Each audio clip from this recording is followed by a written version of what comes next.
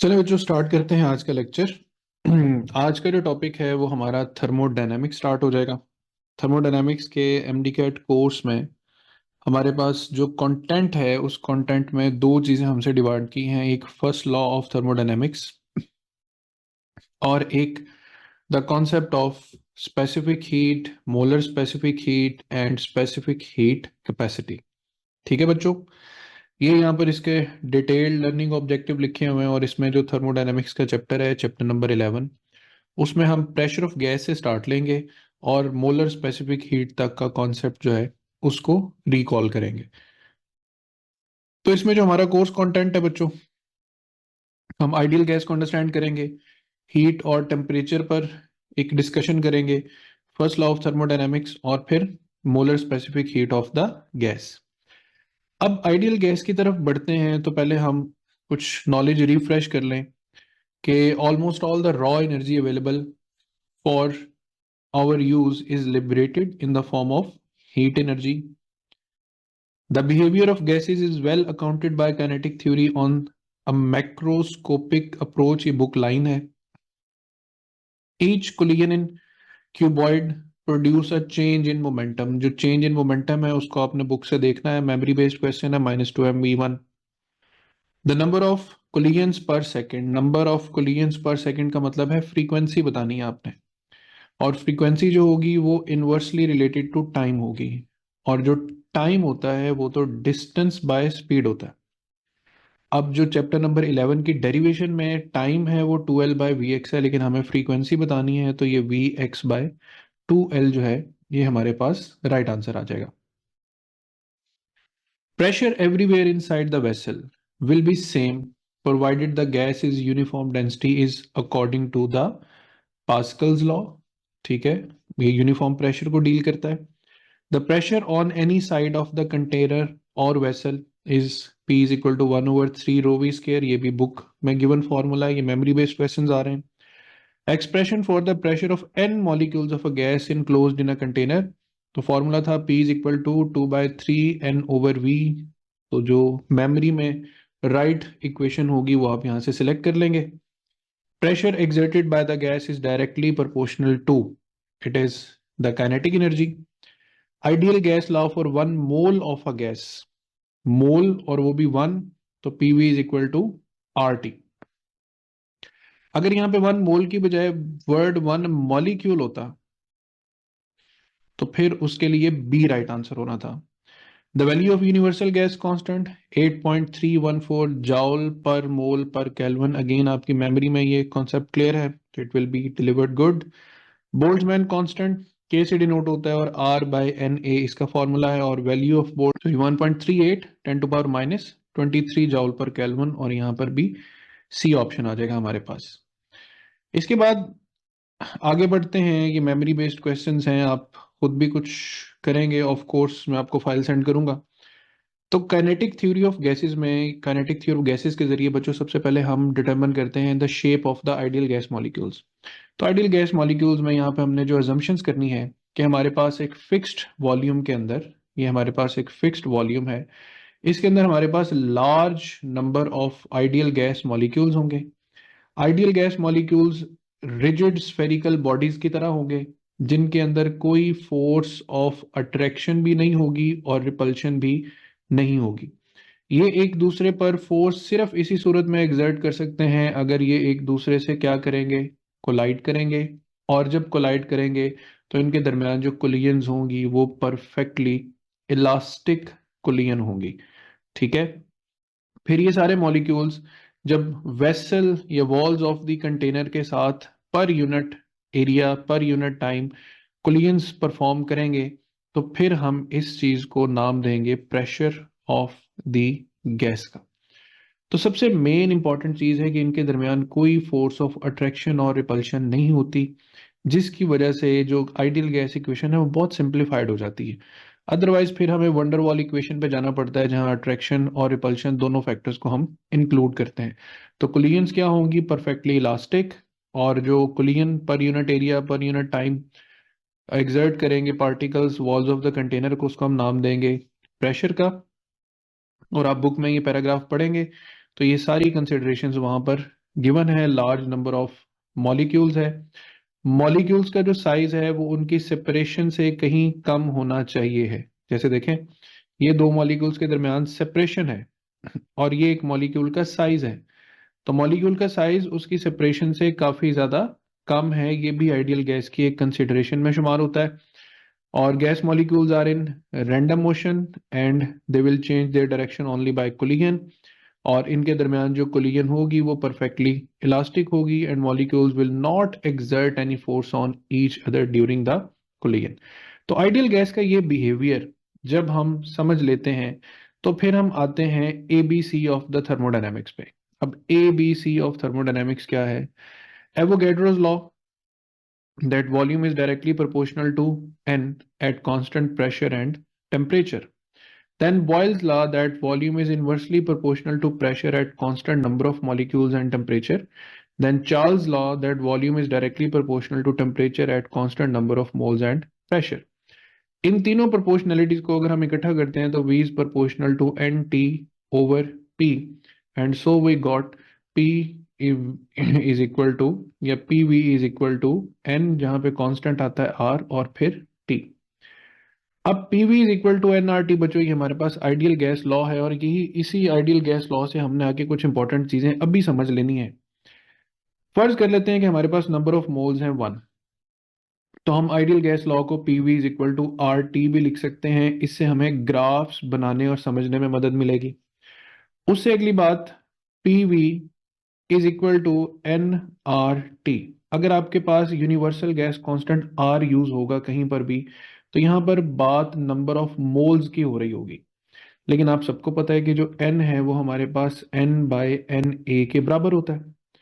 और अगर हम ये वैल्यू इस इक्वेशन में n की जगह पुट करते हैं तो PV is equal to N/NA RT equation बनती है। अब R/NA, अभी हम ऊपर एक MCQ सॉल्व करेंगे, ये बोल्ट्जमैन कांस्टेंट होता है, तो बोल्ट्जमैन कांस्टेंट के लिए हम इसको लिखेंगे PV is equal to NKT।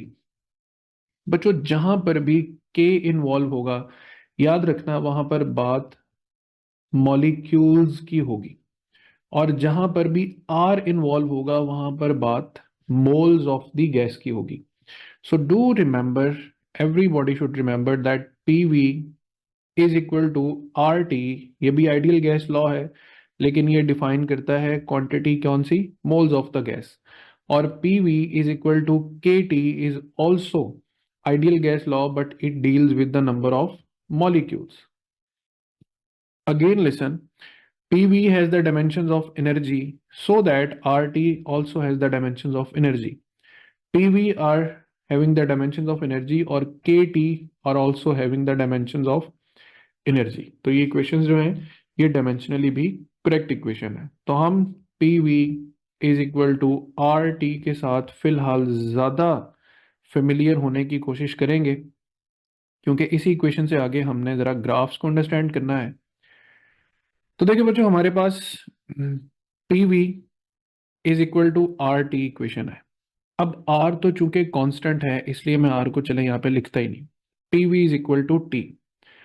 अब अगर मैं ग्राफ प्रेशर और वॉल्यूम के दरमियान बनाऊंगा तो ऑटोमेटिकली मुझे टेम्परेचर को कांस्टेंट रखना पड़ेगा, और प्रेशर का रिलेशन वॉल्यूम के साथ इनवर्स है, तो इनवर्स रिलेशन का ग्राफ कुछ इस तरीके से बनता है हाइपरबोलिक शेप में।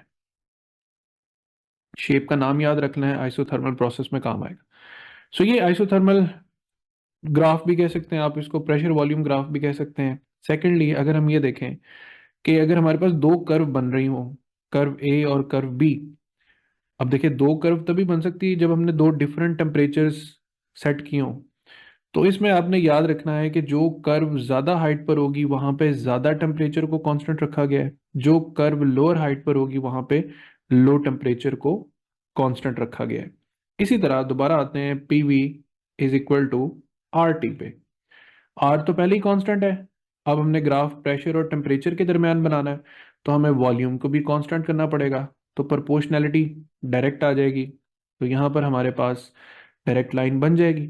बट एक बड़ी इंपॉर्टेंट बात, PV is equal to T का मतलब है कि जो प्रेशर है वो directly is equal to 1/, volume times temperature, यानी जो P/T ये इनवर्स ऑफ वॉल्यूम के बराबर है। और P ओवर टी इस ग्राफ में क्या बन रही है? स्लोप। फॉर एग्जाम्पल आपको यहां पर एक पीटी ग्राफ देकर दो लाइंस दिखा दी जाती हैं, लाइन बी और लाइन ए, और आपसे ये पूछा जाए कि ए और बी में किस केस में वॉल्यूम की मिकदार या वॉल्यूम का जो आंसर है वो ज्यादा है। तो अभी हमने देखा कि P by T is actually the slope, और स्लोप जो है वो वॉल्यूम के इनवर्सली प्रोपोर्शनल है। और आसान कर लें, वॉल्यूम स्लोप के इनवर्सली प्रोपोर्शनल है। तो जहां स्लोप ज्यादा है वहां वॉल्यूम कम है, लिहाजा ए की स्लोप ज्यादा है तो volume at A is less than the volume at B. ये बात सबको समझ आई है? जरा वॉल्यूम वाली मुझे ओके रिपोर्ट दे देना। चूंकि इनवर्स रिलेशन है, लिहाजा जहां स्लोप ज्यादा होगी वहां पे वॉल्यूम कम रखा गया है, जहां स्लोप कम होगी वहां पे वॉल्यूम ज्यादा। और चार्ल्स लॉ में फिर उसी तरह कि पहले आप लिखो P V is equal to R T. R यहाँ पे क्या है? कांस्टेंट है। तो अब आपने वॉल्यूम को टेम्परेचर से रिलेट करना है तो 1/p और साथ टी आ जाएगा। अब यहाँ पे फिर बच्चों वही बात कि v बाय टी स्लोप है, लेकिन ये slope proportional to, inversely proportional to pressure है। तो ग्राफ तो स्ट्रेट लाइन बनेगा क्योंकि ये दोनों सामने, एक दूसरे के आमने सामने, स्ट्रेट लाइन बनेगा। बट अगर हम दो ग्राफ्स पे आ जाएं तो चूंकि प्रेशर इनवर्सली रिलेटेड टू क्या है? स्लोप ऑफ द ग्राफ है। जहां स्लोप ज्यादा है वहां प्रेशर कम, तो pressure at A is less than pressure at B. So that's how you can identify or make different graphs just by using the relation that PV is equal to RT। इसी concept पे आगे चलते हैं, आगे बढ़ते हैं। तो pressure of gas का जो फॉर्मूला है वो हमें किस किस तरीके से डील करना है। सबसे पहले प्रेशर का एक formula, P is equal to 1/3 rho V square. ठीक है, यहाँ से एक बड़ा इंपॉर्टेंट फॉर्मूला बनता है, एवरेज मीन स्क्वेयर वेलोसिटी जो है वो बराबर है 3p डिवाइडेड बाय रो के, और रूट मीन स्क्वेयर वेलोसिटी को हम under root of 3p divided by density भी लिख सकते हैं। एक ये कॉन्सेप्ट हो गया। फिर इसके बाद प्रेशर की इक्वेशन जो फाइनली बुक में डिराइव हुई है वो 2/3 n/v इंटू 1/2 mv स्क्वेयर है।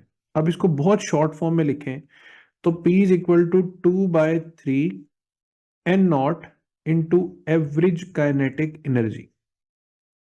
ठीक है, और यहां से एवरेज काइनेटिक एनर्जी का एक फॉर्मूला क्या बन रहा है? 3p/2n0, जो कि एमडी कैट में एज अ क्वेश्चन आ भी चुका है। इस तरीके से भी प्रेशर ऑफ गैस को लिखा जा सकता है।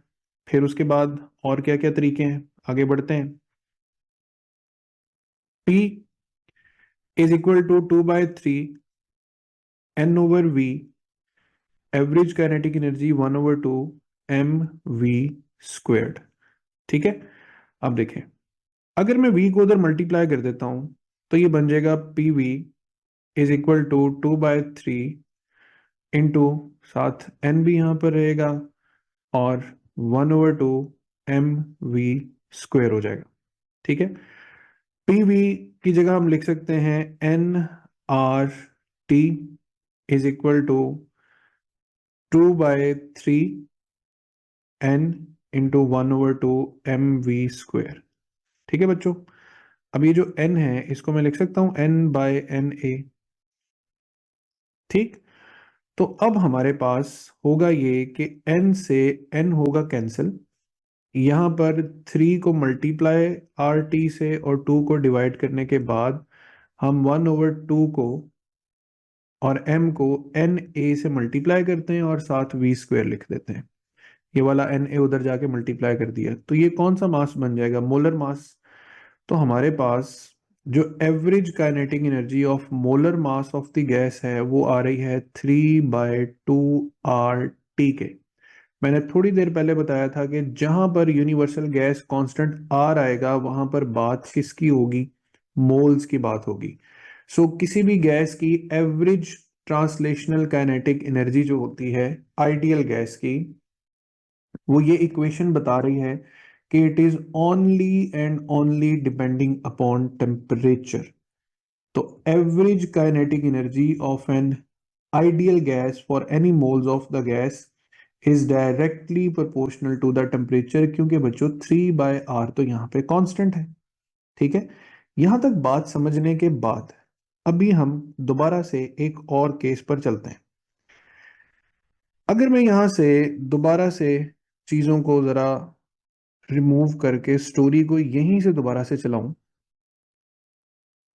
तो यहां पर क्या फैक्टर था, n। ठीक है, n की जगह मैंने लिखा था n/na। n से n हो गया कैंसिल, r/na ये क्या होता है, बोल्ट्जमैन कांस्टेंट, kT। इधर आ गया 2/3, और ये एवरेज काइनेटिक एनर्जी है for one molecule of a gas. अब ये वाली एवरेज काइनेटिक एनर्जी अगर मैं फॉर्मूला बनाता हूं तो ये आता है 3/2 kT। फिर देखा आपने कि जहां पर सिर्फ मॉलिक्यूल की बात होगी वहां पर आपके पास बोल्ट्जमैन कांस्टेंट k आएगा। सो और आसान कर लेते हैं कि हमारे पास अगर एवरेज काइनेटिक एनर्जी का फॉर्मूला 3/2 RT यूज हो रहा है, तो मीन यहां पर हम 1 मोल ऑफ अ गैस की बात कर रहे हैं। और अगर एवरेज काइनेटिक एनर्जी का फॉर्मूला 3/2 KT यूज हो रहा है, तो फिर हम 1 मॉलिक्यूल की बात कर रहे हैं। ठीक है, यहां तक बात समझने के बाद इस फॉर्मूला से भी एमडी कैट में क्वेश्चन आ चुका है। जस्ट एक टेम्परेचर गिवन है और उस टेम्परेचर पर किसी भी गैस की एवरेज काइनेटिक एनर्जी फाइंड करने को कहा गया है, तो आप सिंपल 3/2 KT यूज करेंगे और के की वैल्यू क्या है, 1.38 10⁻⁻23 जाउल्स पर केल्विन। अब मुझे एक सवाल का जवाब चाहिए बच्चों कि एक हमारे पास रूम है, ठीक है, उस रूम का एक सर्टेन टेम्परेचर है T। उस रूम में हल्की और भारी दोनों तरह की गैसेस मौजूद हैं। लेट्स से H2 भी मौजूद है, उसमें CO2 भी मौजूद है, उसमें N2 भी है, उसमें O2 भी है। आप सब बच्चे मुझे जरा ये बताएं कि इनमें हल्की और भारी गैसेस का अगर हम मवाजना करें तो कौन सी गैस के पास सबसे ज्यादा एवरेज काइनेटिक एनर्जी होनी चाहिए। शाबाश, क्या ख्याल है इसका? हाँ जी बच्चों, मुकाबला हाइड्रोजन और कार्बन डाइऑक्साइड में सख्त है। बिल्कुल, CO2 देखा, देखा था ना, सख्त मुकाबला। तो इसका जवाब है बच्चों कि all gases will have same average kinetic energy, क्योंकि अभी आप सबने एवरेज काइनेटिक एनर्जी का फॉर्मूला पढ़ा है ना, 3/2 KT। कहाँ इसमें मास नजर आ रहा है आपको? जब मास नजर ही नहीं आ रहा तो एवरेज काइनेटिक एनर्जी तो सिर्फ टेम्परेचर पे डिपेंड कर रही है, इसमें मास की कोई इन्वॉल्वमेंट नहीं है। ठीक है, तो फिर हल्के को हल्के होने का क्या फायदा है और भारी को भारी होने का क्या फायदा है, वो अभी आपको पता चलता है। इसी इक्वेशन को आपने पकड़े रखना है। काइनेटिक एनर्जी को लिखते हैं 1/2 mv²।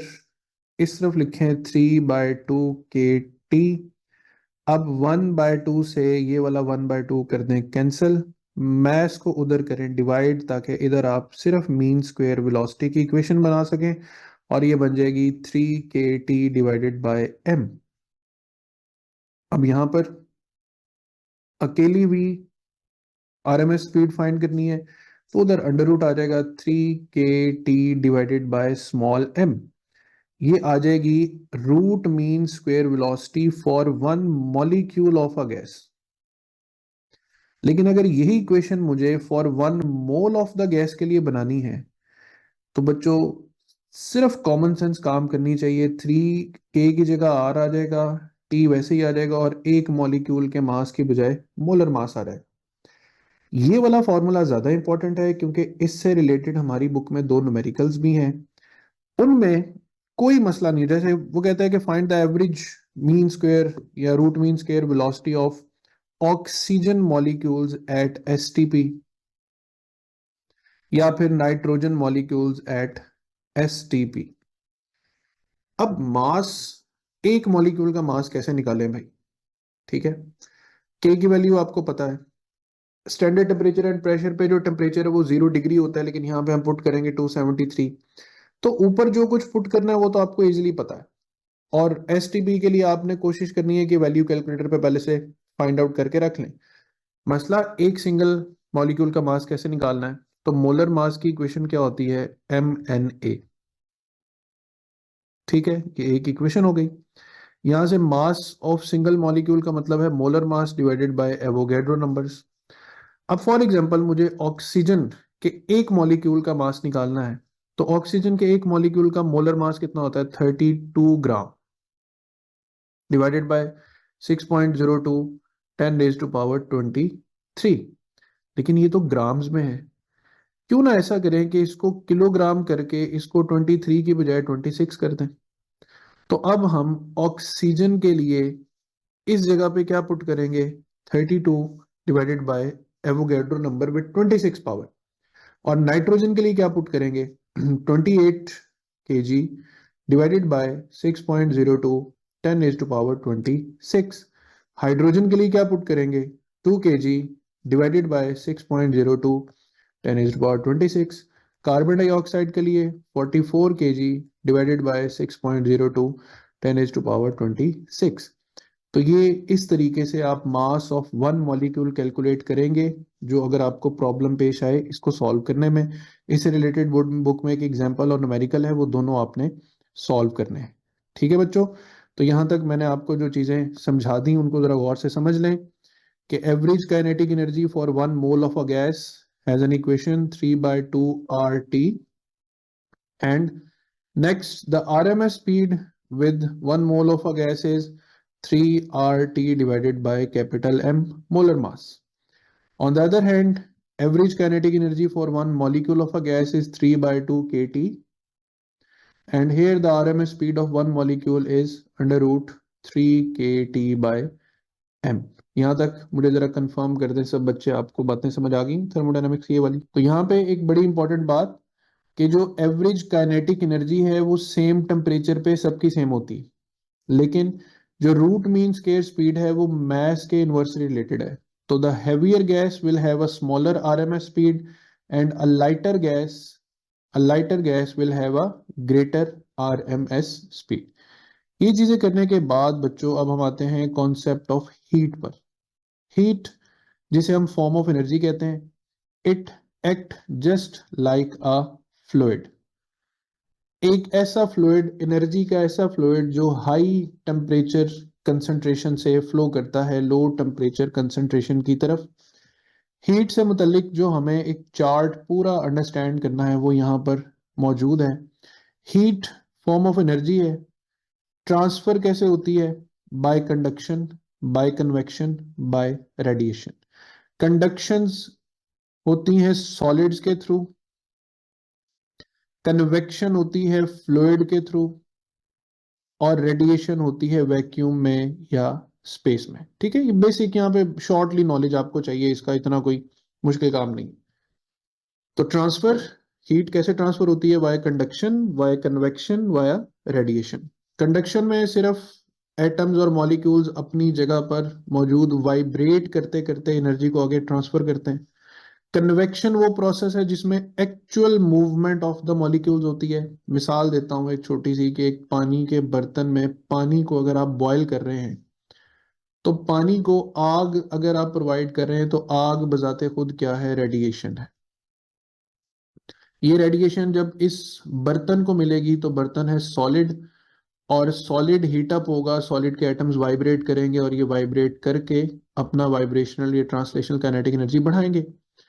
अब ये सारा सॉलिड जब यहाँ पर मौजूद वाटर मॉलिक्यूल्स को अपनी एनर्जी प्रोवाइड करेगा, तो ये वाले वाटर मॉलिक्यूल्स जो हैं वो हीटअप होने की वजह से लेस डेंस होंगे और ये शिफ्ट कर जाएंगे ऊपर की तरफ।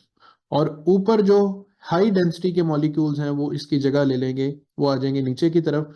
और यूं एक पूरा साइकिल जो है वो फ्लूइड में चलता रहता है, कि जो मॉलिक्यूल्स हैं वो बॉटम से लेस डेंस होकर ऊपर, जो हाई डेंसिटी के मॉलिक्यूल्स हैं वो नीचे, और यूं आहिस्ता आहिस्ता जो फ्लूइड है उसका टेम्परेचर इंक्रीज करता रहता है। और टेम्परेचर इंक्रीज करते करते फिर यहाँ पर वेपर्स जो है वो बनना शुरू होते हैं, जो मुकाबला करते हैं एटमॉस्फेयर का। फिर हम कहते हैं कि भाईजान जब वेपर प्रेशर इक्वल हो जाता है एटमॉस्फेयर प्रेशर पर, तो बॉडी का बॉइलिंग पॉइंट जो है वो आप पहुंचता है कि बॉडी ने किस टेम्परेचर पे बॉयल होना है। तो ये तीन मेथड है जिनके जरिए हीट ट्रांसफर होती। Secondly, specific heat. हम डिफरेंट मटेरियल्स को जब हीट अप करते हैं तो उनका टेम्परेचर सेम रेट पर इंक्रीज नहीं करता। तो वो सेम रेट पर इंक्रीज क्यों नहीं करता, उसको हम बड़ी डिटेल में डिस्कस करेंगे the concept of specific heat and heat capacity में। बहुत आसान टॉपिक है, बहुत मजे के हैं। Latent heat. लेटेंट हीट वो अमाउंट ऑफ हीट है जो phase of the material change करने में काम आती है। Phase of the material change करने का क्या मतलब है? ये मेरे पास एक टेबल पर एक आइस क्यूब पड़ा हुआ। अब मुझे इस आइस क्यूब को मेल्ट करके वाटर में कन्वर्ट करना है।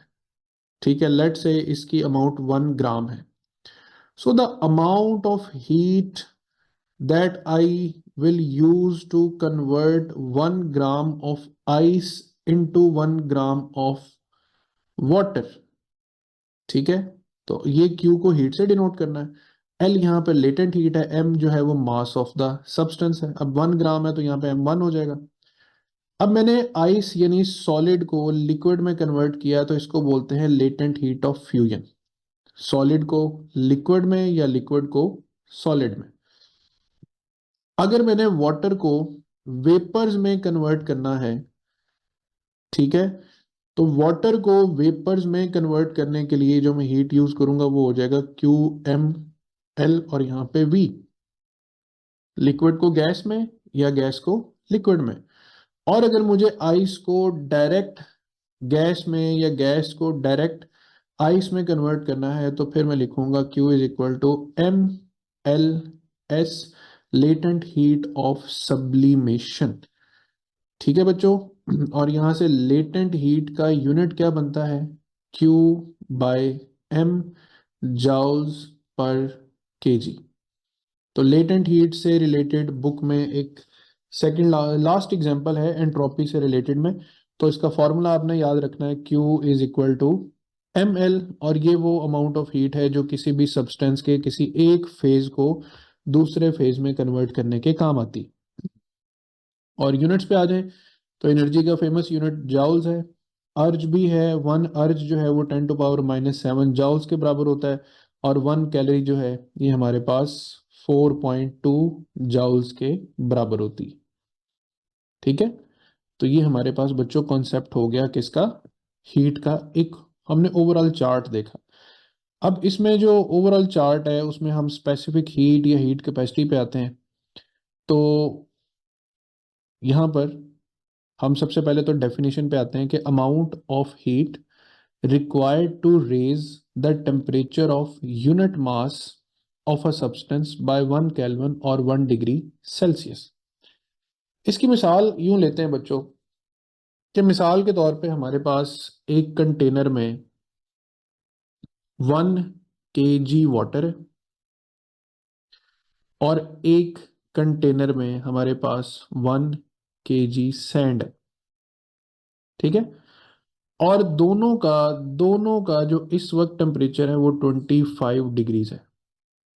अब मैं ये चाहता हूं कि इनका टेम्परेचर 26 डिग्री हो जाए। ठीक है, तो मैं इन दोनों कंटेनर्स को सेम तरह के किसी चूल्हे पर रख देता हूं और इनको हीट प्रोवाइड करता हूं। और मैं ये देखता हूं कि थर्मामीटर पर अभी हीट मिलना शुरू हुई है, तो थोड़ी ही देर में जो सैंड है उसका टेम्परेचर 26 हो भी गया है। लेकिन मैं दूसरी तरफ देख रहा हूँ कि पानी को हीट मिलती जा रही है, मिलती जा रही है, और काफ़ी ज़्यादा हीट एब्जॉर्ब करने के बाद पानी का टेम्परेचर 25 से 26 डिग्री हुआ। सो सैंड के बारे में हम कहेंगे कि इसकी स्पेसिफिक हीट कम है, क्योंकि ये कम हीट लेकर अपना टेम्परेचर जल्दी इंक्रीज कर लेती है। और हम ये कहेंगे आम जबान में कि जो पानी है उसकी स्पेसिफिक हीट ज़्यादा है, क्योंकि वो अपना 1 डिग्री टेम्परेचर बढ़ाने के लिए ज़्यादा अमाउंट ऑफ हीट जो है वो यूटिलाइज करता है। तो अगर हम 10 मिनट तक मिसाल के तौर पे बच्चों इन दोनों मटेरियल्स को हीट अप करते रहेंगे, तो इनका टेम्परेचर इक्वली इंक्रीज नहीं करेगा। सैंड बहुत ज़्यादा गर्म हो चुकी होगी 10 मिनट के अंदर अंदर, जबकि पानी जो है वो अभी भी काफ़ी हद तक सैंड के मुकाबले में कम हीटअप हुआ होगा क्योंकि उसका टेम्परेचर कम इंक्रीज हुआ है। तो यही स्पेसिफिक हीट का जो डिफरेंस है, इसको हम फॉर्मूला में लिखते हैं that Q is directly proportional to the mass of the material, it is directly proportional to the amount of temperature you need to change. तो जब हम ये प्रोपोर्शनैलिटीज इकट्ठी करते हैं तो Q is equal to M C delta T, ये हमारे पास specific heat of the material की इक्वेशन बनती। ठीक है। अब इसमें जो C है ये स्पेसिफिक हीट कैपेसिटी है, और इसमें अब देखो, अगर मास हम यूनिट मास कर लें 1 kg, और डेल्टा टी का मतलब है कि हम टेम्परेचर चेंज करें बाय 1 डिग्री सेल्सियस या 1 केल्विन, तो हमारे पास जो Q है वो किसके बराबर आ जाता है, C के बराबर। और C को हम क्या बोलते हैं, the specific heat of the material. तो यहां तक मुझे जरा बताएं, स्पेसिफिक हीट का थोड़ा बहुत आइडिया क्लियर हुआ सब बच्चों को? तो स्पेसिफिक हीट में मजीद जरा आइडेंटिफिकेशन रखें चीजों की, कि यहां पर सेम क्या है, सेम है क्वांटिटी ऑफ मटेरियल। क्वांटिटी क्या है दोनों मटेरियल्स की, सेम है। ठीक है। लेकिन नेचर क्या है दोनों मटेरियल्स की, वो डिफरेंट है। ये तो हो गया स्पेसिफिक हीट। क्या हो गया, स्पेसिफिक हीट। अब स्पेसिफिक हीट में मैं आपको एक और ट्रिक बताता हूँ। देखो, Q is equal to M C delta T, ये है मेन फॉर्मूला। Q किसकी जगह पर आ रहा है, Q आ रहा है एनर्जी की जगह पर, so energy can also be M C delta T. देखो, कई तरह से जो डिफरेंट एनर्जीज है ना वो हीट में कन्वर्ट होती।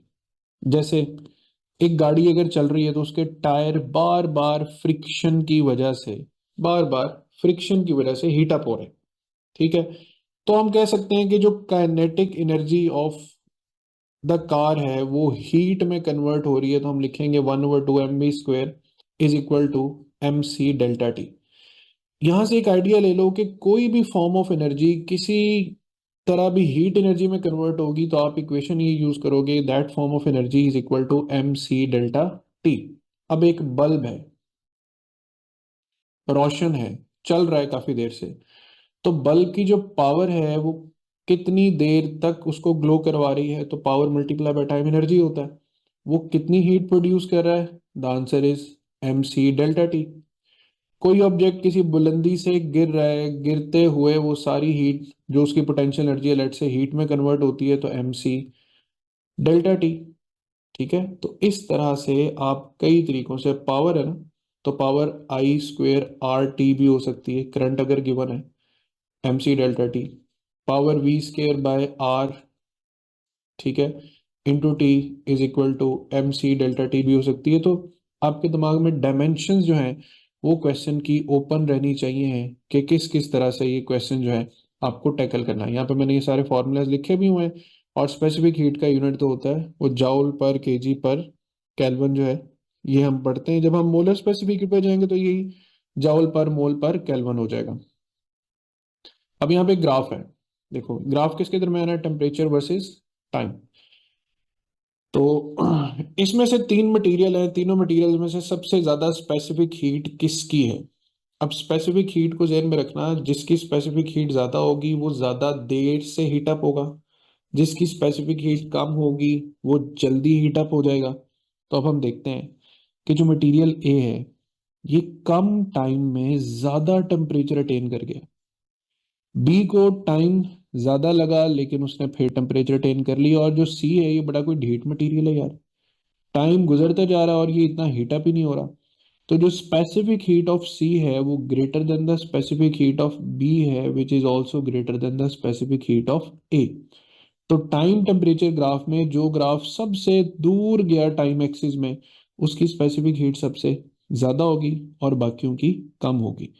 ठीक है। यहाँ पे एक और मिसाल लेते हैं। ये मटेरियल्स हैं दो डिफरेंट। अब देखो कि दोनों को ऊपर क्या लिखा है, heading heated for the same time. अब सेम टाइम पे हीट करने के बावजूद एक का टेम्परेचर 50 डिग्री तक चला गया, एक का 35 डिग्री तक चला गया। तो अगर मैं इसको ए कह दूं और इसको बी कह दूं तो मुझे बताओ किसकी स्पेसिफिक हीट ज्यादा है, स्पेसिफिक हीट किसकी ज्यादा है, बी की ज्यादा है, क्योंकि बी का टेम्परेचर कम इंक्रीज हुआ है। यहाँ पे क्या लिखा हुआ है, लार्ज स्पेसिफिक हीट। मैं फिर बता रहा हूँ, फिर दोहरा रहा हूँ, जिसकी स्पेसिफिक हीट ज्यादा होगी उसको ज्यादा हीट चाहिए है टेम्परेचर बढ़ाने के लिए। बात समझ आई है मेरी अब अच्छी तरह? ठीक है। और स्पेसिफिक हीट से आगे हम कॉन्सेप्ट समझ लें with in that time heat capacity का। बाकी दरम्यान में क्वेश्चन हैं, क्वेश्चन बच्चों आपको सॉल्व की हुई फाइल में सेंड करूंगा। तो हीट कैपेसिटी जो है, बहुत सिंपल सा कॉन्सेप्ट है, heat required to increase the temperature of entire body by 1 degree और 1 केल्विन। देखो फॉर्मूला है Q is equal to MC delta T. यहां से जो डेल्टा टी है उसको इधर डिवाइड कर दो, Q बाय डेल्टा टी, इसको हम बोलेंगे हीट कैपेसिटी, और ये सिर्फ बराबर है MC के। अब हीट कैपेसिटी MC के बराबर है, इसका क्या मतलब है? इसका मतलब बहुत आसान है। हमारे पास फर्ज कर लो 5 किलो पानी है, और यहाँ पर फर्ज कर लो 1 किलो पानी है। इसका टेम्परेचर भी 25 से 26 करना है, इसका टेम्परेचर भी 25 से 26 करना है। तो क्या दोनों को सेम अमाउंट ऑफ हीट देनी पड़ेगी? बिल्कुल नहीं। इसकी हीट कैपेसिटी ज्यादा है, यानी इसका मास 5 kg है, तो इसको 5 times of the specific heat of the water चाहिए, जो कि 4200 जाउल्स होती है। 4200 जाउल पर केजी पर केल्विन, जो एक पूरा स्पेसिफिक हीट का फॉर्मूला। और इसको कितनी चाहिए? Q is equal to 1 × C। तो बच्चों जहां क्वांटिटी ज्यादा होगी वहां पे हीट कैपेसिटी ज्यादा होगी, जहां क्वांटिटी कम होगी वहां पे हीट कैपेसिटी भी कम होगी। टेम्परेचर अलबत्ता आपने 1 डिग्री सेल्सियस से ही बढ़ाना, और इसका यूनिट Q/T का क्या बन रहा है? जाउल पर kelvin.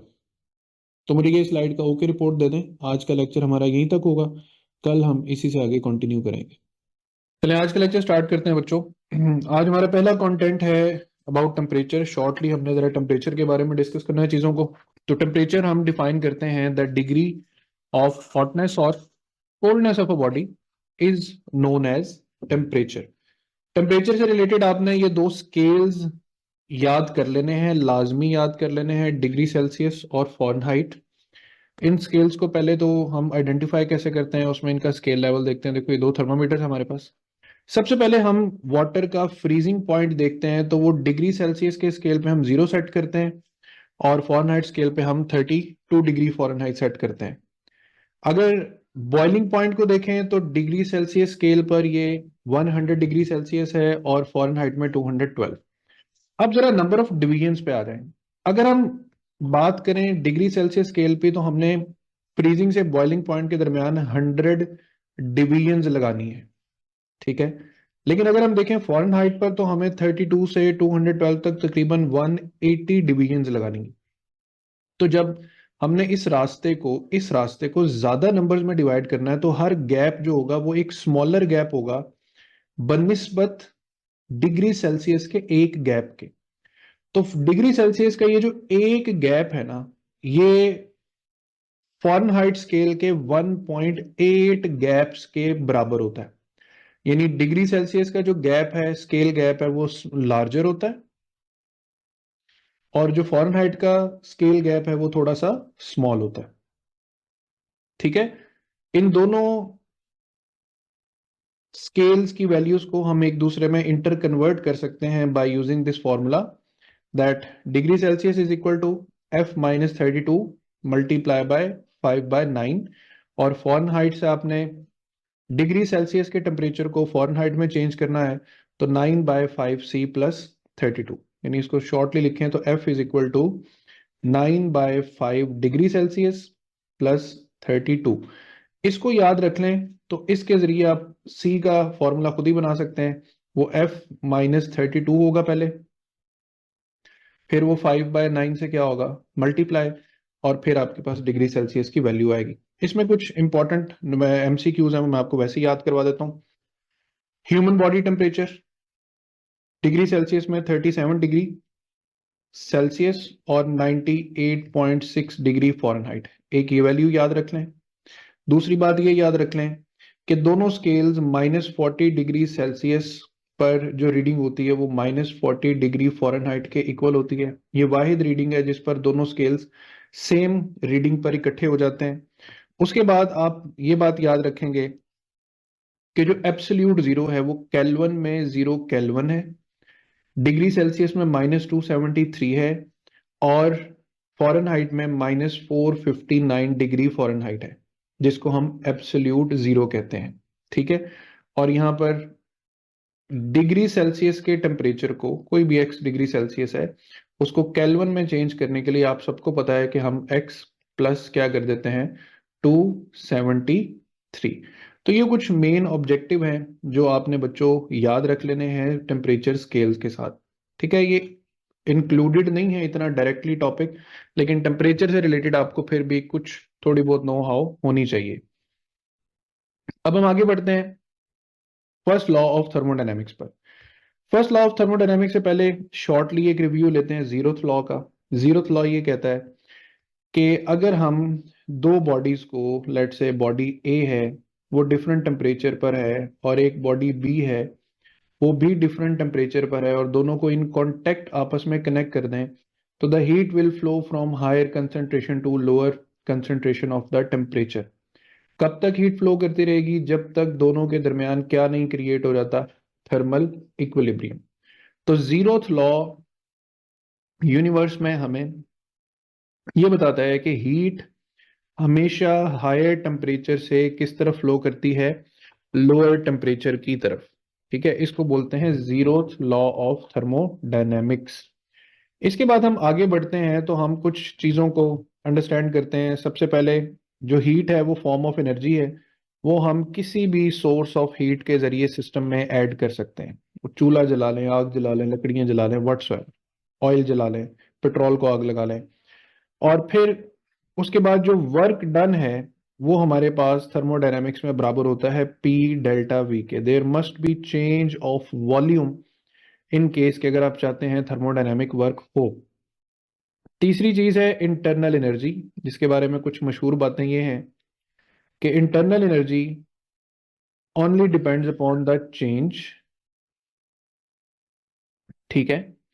Internal energy just works like gravitational potential energy, it is independent of the path, it only depends upon the initial and the final value, and internal energy of an ideal gas is just proportional to the temperature of the system।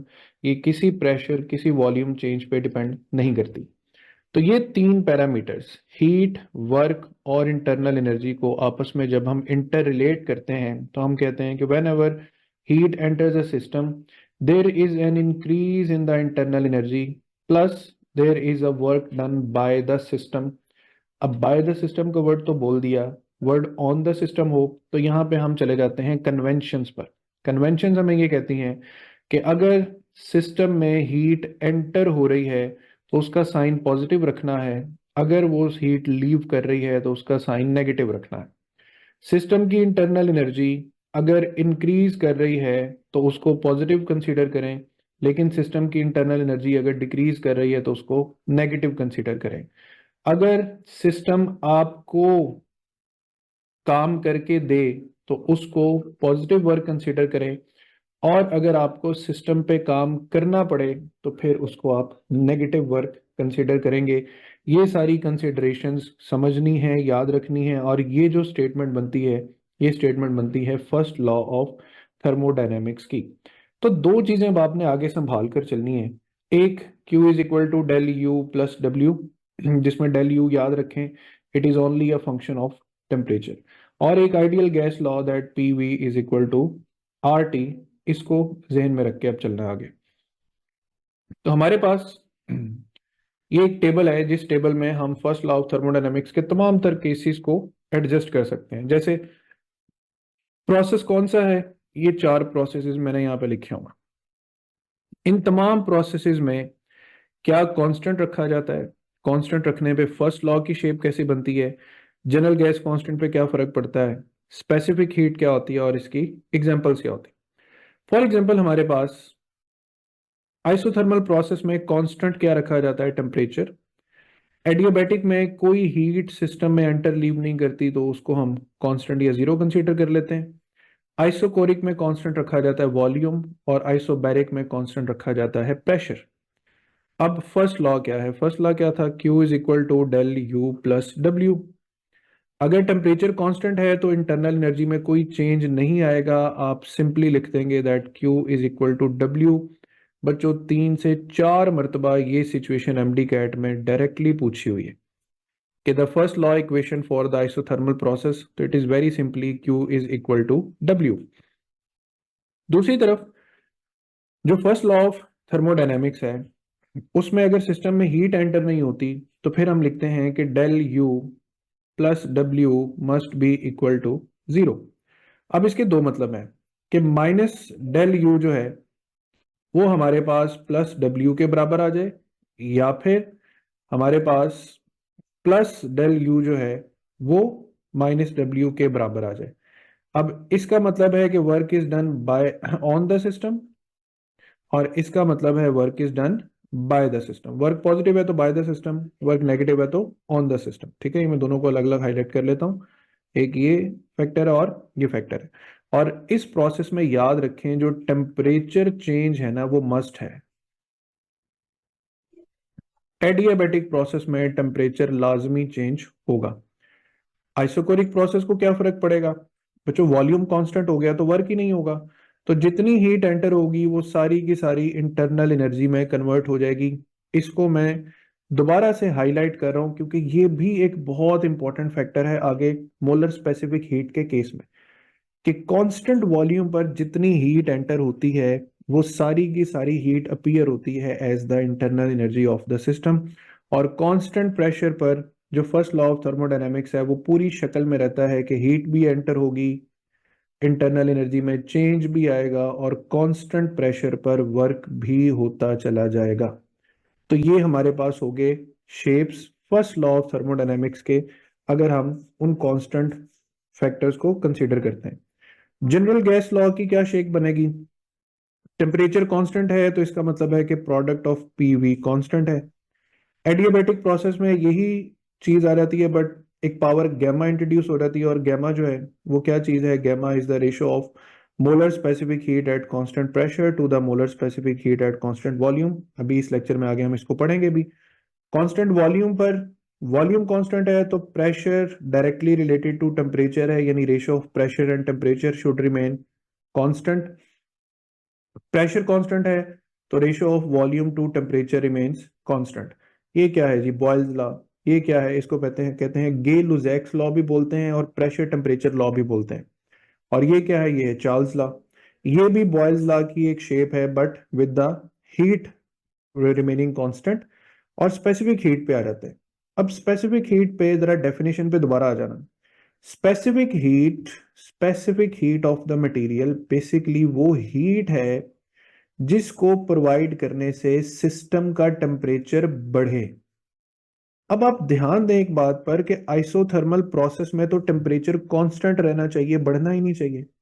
तो आप जितनी मर्जी heat add करें the temperature of the system should remain constant. एक understanding हो गई। दूसरी understanding, adiabatic process में तो आपने कहा हीट एंटर और लीव ही नहीं करनी, तो जब एंटर लीव ही नहीं करनी तो स्पेसिफिक हीट जीरो हो जाएगी। ये भी बात बहुत सादा हो गई, आसान हो गई।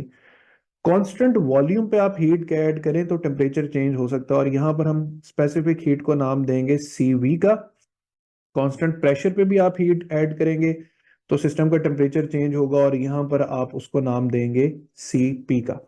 और आपको अब समझ आ जाएगी कि यहीं से बात बेसिकली आगे बढ़ती है कांस्टेंट वॉल्यूम और कांस्टेंट प्रेशर पर। हम क्यों स्पेसिफिक हीट को पढ़ते हैं, क्योंकि यही दोनों एग्जिस्ट कर रही होती हैं, और आइसोथर्मल और एडियाबेटिक पे तो इनकी वैल्यू क्या होती है, जीरो। अब इनकी एग्जांपल्स पे आ जाए तो melting of ice and freezing of water, यानी कोई भी किसी भी मैटर का फेज चेंज प्रोसेस जो होता है, यानी वो बर्फ से पानी बन रहा हो, पानी से बर्फ बन रहा हो, उस ड्यूरेशन में उसका टेम्परेचर कांस्टेंट रहेगा। एडियाबेटिक प्रोसेस नेचर में मोस्टली जो रैपिड चेंजेस आती हैं, बड़ी तेजी से रूनुमा होने वाली थर्मोडायनेमिक चेंजेस, वो बाय नेचर एडियाबेटिक होती हैं। जैसे क्लाउड फॉर्मेशन है, speed of sound propagation in air है, कोई टायर ब्रस्ट हो जाए तो उस दौरान में सिस्टम में कोई हीट एंटर और लीव नहीं होती, ये प्रोसेस बहुत रैपिडली रूनुमा होता है। फिर कांस्टेंट वॉल्यूम में ये हम कोई स्पेसिफिक एक्सपेरिमेंट इसको कंसीडर कर लेते हैं, heating a gas at a fixed volume. और जितने भी हमारे पास बच्चों ये नेचुरल फिनोमिना नेचर में हो रहे हैं वो सारे के सारे आइसोबैरिक हैं, because we are living under a constant pressure condition. ठीक है, प्रेशर कुकर में जो खाना बनता है, याद रखना, वो भी एक आइसोबैरिक प्रोसेस की कंडीशन है। क्या आप उसमें एक कांस्टेंट प्रेशर मेंटेन करके वाटर का जो बॉइलिंग पॉइंट है उसको इंक्रीज करते हैं खाने को अच्छी तरह पकने के लिए। तो ये जो टेबल है, ये टेबल मैंने यहाँ पर साफ सुथरा करके भी बनाया हुआ है। आपको ये टेबल जो है इसी तरह लेक्चर नोट्स में मिल भी जाएगा। ऊपर एक चीज रहेगी, ग्राफ्स। आइसोथर्मल प्रोसेस का पीवी ग्राफ जो है वो इस तरह की एक आइसोथर्म, इसको कर्व बोलते हैं आइसोथर्म। और एडियाबैटिक की कर्व इनवर्स रिलेशन में होगी, लेकिन it will be more steeper, it will be more steeper. Isochoric, you need to fix the volume. Volume fix हो गया तो प्रेशर तो कम ज्यादा हो सकता है, लेकिन वॉल्यूम कम ज्यादा नहीं होगा। और आइसोबैरिक मतलब प्रेशर फिक्स कर देना है, प्रेशर जो है वो फिक्स हो जाएगा, लेकिन जो वॉल्यूम है वो इंक्रीज या डिक्रीज कर सकता है। इन सारे ग्राफ्स को अगर हम टैली करें और इनके शेडेड एरियाज पे बात करें, तो बच्चों हमारे पास जो एक सीक्वेंस बनता है ग्राफिकल एनालिसिस, अगर हम देखें तो work is done maximum in isobaric process, इस प्रोसेस में, and work is done zero in isochoric process. Isochoric में क्यों? क्योंकि भाई वॉल्यूम ही फिक्स है, जब वॉल्यूम फिक्स रहेगा तो वर्क डन ऑटोमेटिकली क्या हो जाएगा? जीरो हो जाएगा। वैसे आप लोग सीक्वेंस याद रख लें, work done in isobaric process is greater than work done in isothermal and greater than work done adiabatic। ये सीक्वेंस याद रख लें, ठीक है। बाकी जो आइसोकोरिक प्रोसेस है उसमें वैसे ही वर्क डन क्या हो जाता है? जीरो हो जाता है। और थर्मोडायनेमिक्स में आप सिंपल याद रखें कि अगर आपके पास यहाँ पर एक स्क्वायर शेप बन रही है तो वर्क फाइंड करने का फॉर्मूला है पी डेल्टा वी। और यहाँ पर अगर आपके पास एक ट्राइंगुलर शेप बन रही है तो वर्क फाइंड करने का फॉर्मूला है 1/2 P delta V. And then अगर आपके पास एक ग्राफ में पीवी डायग्राम है और एक सर्कुलर शेप बन रही है तो आप इसको जो एरिया है वो पाई आर स्क्वायर या फिर पाई डी स्क्वायर बाय 4 से भी फाइंड कर सकते हैं। You just need to find the area of the circle. अब डी आपको कहाँ से मिलेगा? आप देखें कि वॉल्यूम का ये वाला पॉइंट कौन सा है और ये वाला पॉइंट कौन सा है, इन दोनों का डिफरेंस ले लेंगे तो आपको डी जो है डायमीटर ऑफ द सर्कल जो है वो मिल जाएगा। तो ये थर्मोडायनेमिक वर्क कैलकुलेट करने के प्रोसेस हो गए बच्चों। इसके बाद आते हैं molar specific heat of a gas. Molar specific heat of a gas पे डायरेक्ट फॉर्मूला पे आते हैं। Q is equal to N C V delta T, वो अमाउंट ऑफ हीट जो आप एंटर कर रहे हैं कांस्टेंट वॉल्यूम पर। और थोड़ी सी बात मेरी अगर आपको याद है तो मैंने ऊपर बताया है कि कांस्टेंट वॉल्यूम पे तो सारी की सारी हीट इंटरनल एनर्जी बन जाती है। तो हम इंटरनल एनर्जी को भी लिख सकते हैं N C V delta T. ये इक्वेशन बिल्कुल कल वाली इक्वेशन की तरह ही है जिसको हमने लिखा था एम सी डेल्टा टी। वो था किसी भी डिफरेंट मटेरियल के लिए, सॉलिड या फ्लूइड के लिए। और ये जो फॉर्मूला है ये स्पेसिफिक है गैसेस के लिए, जहां पर हम या लो quantity low concentration of material को कंसीडर करते हैं या फिर हम गैसेस की बात करते हैं। तो कांस्टेंट वॉल्यूम पे बच्चों जितनी हीट एंटर होती है it appears as the internal energy of the system. और दूसरी तरफ कांस्टेंट प्रेशर पे जो हीट एंटर होगी क्यूपी, उसका फॉर्मूला होगा N C P delta T. Constant pressure पे याद रखना है हीट भी एंटर हो रही होती है, इंटरनल एनर्जी में चेंज भी आ रहा होता है, साथ साथ सिस्टम वर्क भी कर रहा होता है। क्योंकि सिस्टम साथ साथ वर्क भी कर रहा होता है इसीलिए टेम्परेचर बढ़ाने के लिए हमें ज्यादा अमाउंट ऑफ हीट चाहिए होती है, क्योंकि साथ साथ वर्क भी हो रहा है। तो इसी बेस पे हम कहते हैं कि molar specific heat at constant pressure जो है वो ग्रेटर होती है molar specific heat at constant volume से। इसको हम मैथमेटिकली प्रूव भी कर सकते हैं एक ऐसे रिलेशन से जिसको मेयर्स इक्वेशन बोलते हैं।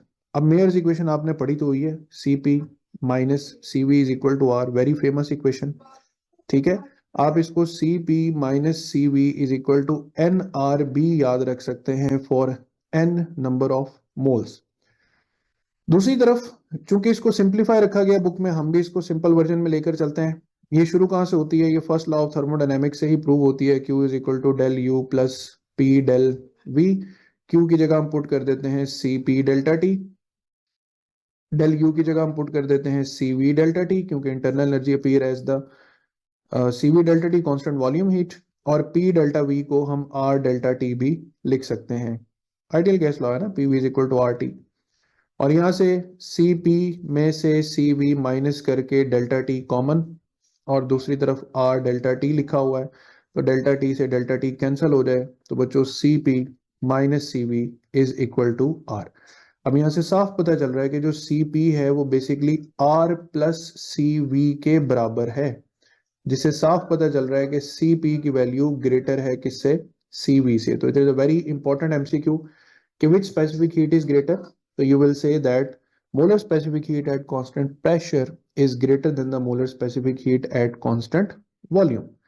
लेकिन यही बात आगे बड़ी इंटरेस्टिंग टर्न की तरफ निकल जाती है, जहां पे कुछ ऐसी नई चीजें हमें सीखनी है जो आपने पहले नहीं पढ़ी होंगी। इसमें बच्चों एक कॉन्सेप्ट आता है, उसको बोलते हैं law of equipartition of energy. Law of equipartition of energy से पहले हमें एक चीज समझनी है कि फॉर एग्जांपल हमारे पास एक सर्टन मॉलिक्यूल है जिसके पास कोई इनिशियल एनर्जी नहीं है, लेट से उसकी एनर्जी है 0, लेकिन उस पर वर्क होता है, और वर्क होने के बाद उसके पास अब जो फाइनल एनर्जी है वो है हमारे पास आर टी। पढ़ा हुआ ना, P V is equal to R T. तो बच्चों इसके पास इनिशियली कोई एनर्जी नहीं थी और फाइनली एक मैक्सिमम एनर्जी है, तो हम यहाँ पर बेसिकली इसका एवरेज फाइंड करेंगे। एवरेज हो जाएगा initial plus final divided by 2। तो इसके पास जो एवरेज एनर्जी है for one single motion that is 1/2 R T. एक तो ये वैल्यू जरा जहन में बिठाएं, आगे ये और भी समझ आ जाएगी कि 1/r2 कैसे है। अब यहाँ पे एक डेफिनेशन लिखी है कि each independent mode by which a system can absorb energy पर डिग्री ऑफ फ्रीडम। ये जो पर डिग्री ऑफ फ्रीडम है ना, अब इस पे जरा हमने बात करनी है। डिग्री ऑफ फ्रीडम क्या होता है? डिग्री ऑफ फ्रीडम बच्चों ये होता है कि हमारे पास एक मोनोएटॉमिक गैस है। मोनोएटॉमिक गैस जो मतलब एक सिंगल एटम पर मुश्तमिल हो, ठीक है। अच्छा, गौर से आसान सी बात ध्यान से सुनी। अगर ये एक मॉलिक्यूल सिर्फ एक्स एक्सिस की तरफ मोशन परफॉर्म कर सकता है, तो हम कहेंगे कि ये अपना ट्रांसलेशनल मोशन परफॉर्म कर रहा है लॉन्ग एक्स एक्सिस, तो it has 1 degree of freedom. लेकिन यही मॉलिक्यूल वाई एक्सिस में भी तो जा सकता है ना, वाई एक्सिस में भी तो जा सकता है, तो ये इसका 2nd डिग्री ऑफ फ्रीडम है। यानी ये इसके पास आजादी है वाई एक्सिस में भी जाने की, और ये जी एक्सिस में भी जा सकता है, तो इसके पास ये 3रा डिग्री ऑफ फ्रीडम है। तो इससे आपको थोड़ा सा आइडिया होगा कि degree of freedom basically the freedom of motion है, कि मॉलिक्यूल अपना मोशन किस डायरेक्शन में परफॉर्म कर सकता है। और डेफिनेशन क्या कह रही है? डेफिनेशन ये कह रही है कि हर डिग्री ऑफ फ्रीडम के अंदर, हर डिग्री ऑफ फ्रीडम के अंदर मॉलिक्यूल जो एनर्जी एब्जॉर्ब कर सकता है वो किसके बराबर है? 1/2 आर टी के। कितने डिग्रीज ऑफ फ्रीडम अभी आपने देखे मोनोटॉमिक गैस के? कितने देखे? 3। तो मैं यहां पर लिख रहा हूं कि ये degrees of freedom of monoatomic gas कितने हैं? 3 है, क्योंकि वो 3 डायरेक्शन में मोशन परफॉर्म कर सकती है, एक्स वाई और जी। अब हम आते हैं नेक्स्ट। इस डायरेक्शन में वो कितनी एनर्जी एब्जॉर्ब कर सकता है? 1/2 आर टी। इसमें भी कितनी कर सकता है? 1/2 आर टी। थर्ड में भी कितनी कर सकता है? 1/2 आर टी। तो बच्चों इस मोनोएटॉमिक गैस की टोटल जो इंटरनल एनर्जी है वो कितनी हो गई? 3/2 आर टी। किसी स्टूडेंट को क्लिक किया कि ये बात तो हमने पहले भी कहीं पढ़ी है कल? याद करें, 3/2 आर टी याद आया? तो हमने किस पे काम किया था? आइडियल गैस पे। और आइडियल गैस कौन सी होती है? मोनोटॉमिक। तो इसीलिए हमारा कल वाला आंसर भी काइनेटिक एनर्जी का क्या आया था? 3/2 आर टी। क्योंकि आइडियल गैस कौन सी गैस है? मोनोटॉमिक। बट अगर मोनोटॉमिक की बजाय डायटोमिक गैस आ जाए तो आप देखें इसके डिग्रीज ऑफ फ्रीडम 5 क्यों है? पहले 3 तो वही हो गए ना, कि ये भी तो मॉलिक्यूल मिल मिला के एक्स वाई और जेड एक्सिस में जा ही सकते हैं, तो 3 तो ट्रांसलेशनल डिग्री ऑफ फ्रीडम हो गए। और 2 कौन से हैं?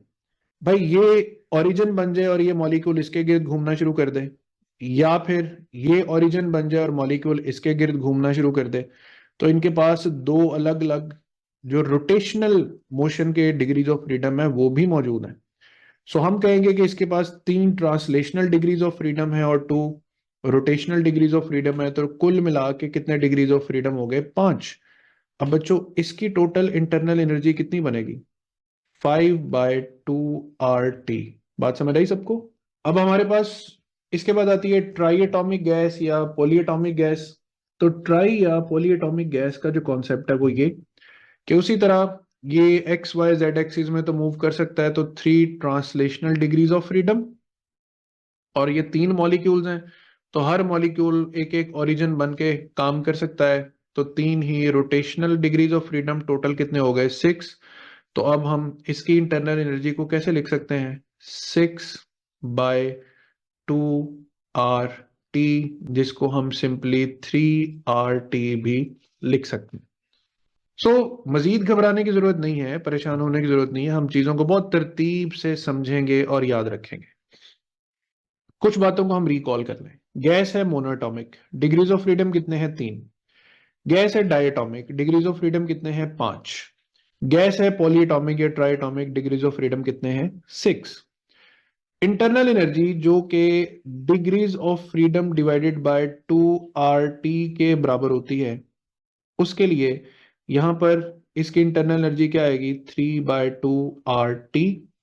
यहां पर इंटरनल एनर्जी कितनी आएगी? 5/2 RT। और यहां पर कितनी आ जाएगी? 3 RT।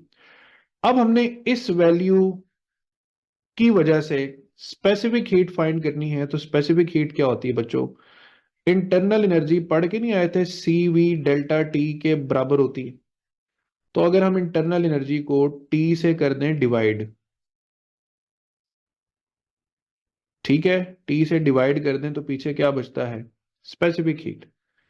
इसका मतलब और आसान कर लो, ये जो 3/2 RT लिखा है ना, इसके साथ बस T लिखना छोड़ दो ना, तो 3/2 R ये वैल्यू है molar specific heat at constant volume. किस गैस के लिए? मोनो एटॉमिक गैस के लिए। और 5/2 R किसके लिए है? डायटोमिक के लिए। और 3 R वैल्यू किसके लिए है? पॉली एटॉमिक गैस के लिए। तो मुझे जरा जल्दी से कंफर्म करें, CV समझ आया सबको डिग्रीज ऑफ फ्रीडम से? अब CP कैसे फाइंड करना है? तो अभी पढ़ के तो आए हो पहले ऊपर, CP = CV+R। तो मोनोटॉमिक का कैसे फाइंड करेंगे CP? मोनोटॉमिक का CV क्या है? 3/2 R। प्लस R कर दोगे तो ये क्या हो जाएगा? 5/2 R। तो देखो मोनोटॉमिक का जो CP है वो 5/2 R हो जाएगा। इसमें फिर R ऐड करोगे ये 7/2 R हो जाएगा। इसमें R ऐड करोगे तो ये 4R हो जाएगा। तो देखो यहां तक हमने कितने अच्छे तरीके से, कितने आसान तरीके से डिग्रीज ऑफ फ्रीडम को भी अंडरस्टैंड कर लिया। हमने ये भी देख लिया कि मोनोटॉमिक के लिए CV और CP की वैल्यूज क्या हैं, डायटोमिक के लिए क्या है, पॉलीएटॉमिक के लिए क्या है। और यहां पर देखो gamma factor, gamma is the ratio of CP and CV। अब ratio of CP and CV का मतलब है कि इन दोनों को आपस में डिवाइड करना। 5/2 को 3/2 से डिवाइड करना, क्योंकि R ने तो R से कैंसिल हो ही जाना है। तो ये बच्चों आएगा 5/3। ये कितना आएगा? 7/5। और ये कितना आएगा? 4/3। अब 4/3 रेशियो में कितना होगा जी? बताओ जरा। ये तकरीबन 1.3 या 1.29 के राउंड अबाउट होता है, 1.3 के या 1.29 होती है इसकी वैल्यू। ठीक है। 7/5 कितना होता है? 1.4। और 5/3 तकरीबन 1.67। तो ये इनकी वैल्यूज हमारे पास किसमें है? फ्रैक्शंस में। अब ऊपर अगर ध्यान दो ना, तो कुछ शॉर्टकट्स भी लिखे हुए हैं। मोनोएटॉमिक गैस के CV का शॉर्टकट है degrees of freedom bye 2 × R। मतलब कैसे यूज करना, देखो, degrees of freedom bye 2 × R। भाई मोनो के डिग्री कितने होते हैं? 3, तो 3 लिख दो। डाई के कितने होते हैं? 5, तो 5 लिख दो। किसकी वैल्यू निकाल रहे हो? CV की। फिर ट्राई के कितने होते हैं? 6, 6/2 R कितना हो जाएगा? 3R।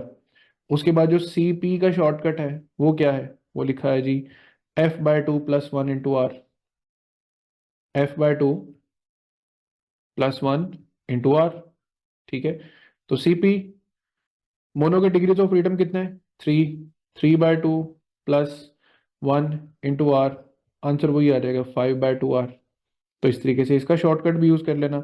और गैमा फाइंड करने का डायरेक्ट फॉर्मूला जो शॉर्टकट है वो हमारे पास 1 + 2 / degrees of freedom.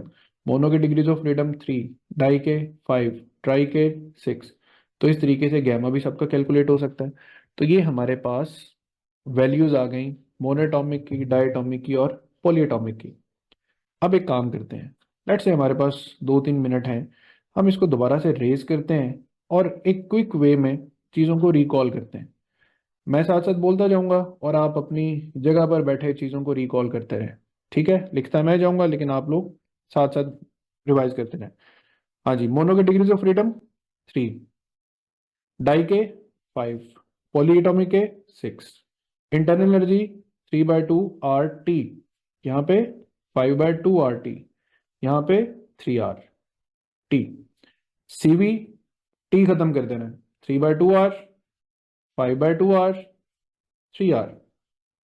CP 3/2 plus R करना ना, 5/2 R, ये कितना हो जाएगा 7/2 R, ये कितना हो जाएगा 4 R।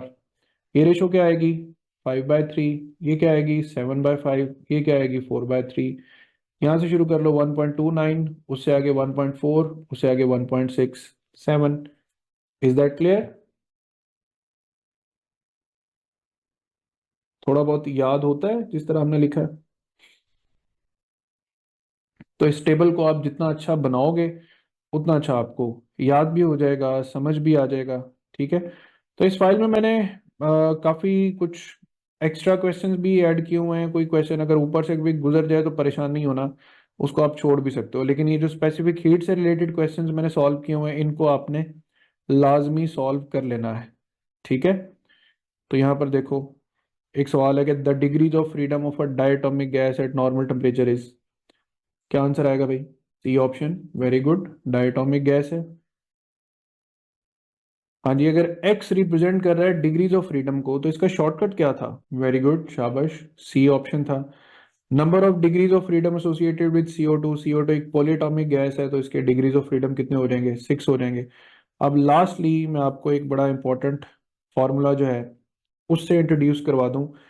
ये 2019-20 की बात है शायद, जब ये PMC क्रिएट हुआ था तो उसमें कुछ इंडियन बुक्स के क्वेश्चंस उन्होंने ऐड कर दिए थे। तो शॉर्टली ये हमारा आज का आखिरी क्वेश्चन होगा बच्चों, इसके बाद आपका ये सिलेबस एंड अप हो जाएगा। नेक्स्ट कोई लेक्चर जो है उसको गाइडेंस लेक्चर क्रिएट करना वो तो मैं आपको बता दूंगा, बाकी जो फाइनल टेस्ट है वो भेज दूंगा। सवाल था कि 1 mole of monoatomic gas is mixed with 1 mole of diatomic gas, then the value of gamma of the mixture. इसके दो तरीके हैं, मैं आपको सिर्फ इस पहले तरीके से बताता हूं कि आपने कैसे करना है इसको सॉल्व। देखो, ये हमारे पास इक्विवेलेंट गैमा है जो हमें फाइंड करना है। ये फर्स्ट गैस का गैमा है, ये सेकंड गैस का। तो मोनोएटॉमिक का गैमा क्या था, याद है? 5/3। डायटोमिक का गैमा कितना था, याद रखना पड़ेगा, 7/5। ये दो वैल्यूज आपको याद होंगी ना तो आप इसको बड़ी आराम से कैलकुलेट कर सकते हो। तो दोनों गैसेस के एक एक मोल जो हैं वो हमने यहाँ पे लिख लिए। N1, फर्स्ट गैस के भी 1 मोल है, दूसरी गैस के भी 1 मोल है। पहली गैस का 1 मोल है और उसका गैमा है 5/3 - 1। उसके बाद सेकंड गैस के भी 1 मोल है, 1/7/5 - 1। ठीक है, तो ये हो जाएगा 2/गैमा इक्विवेलेंट -1 इज इक्वल टू 1/, ये हमारे पास क्या आ जाएगा 2/3 प्लस 1/, ये कितना आ जाएगा 2/5। तो 2/गैमा equivalent -1 is equal to 3/2 plus 5/2 and so on. Shortly ये कि बच्चों जब इसको हम फाइनली गैमा इक्विवेलेंट के लिए सॉल्व करते हैं तो गैमा इक्विवेलेंट का आंसर आता है 1.5।